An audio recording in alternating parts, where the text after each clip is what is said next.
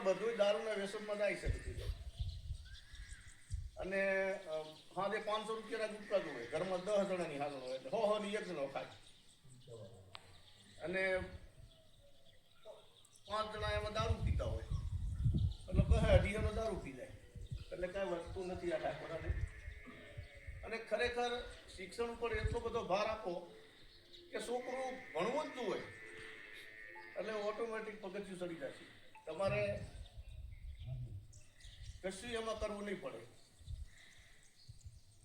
અને આપણા વગર ધામે એવડું મોટું બંધારણ કરેલું છે.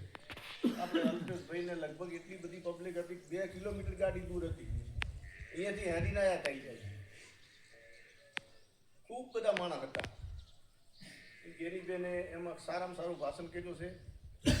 અને આગેવાન તો બધું કરી શકવાના છે, કારણ કે એમની પાસે આમ કામ ન તો મગનભાઈ બધું કરીએ કે આપણે નહીં કરીએ કે બરોબર.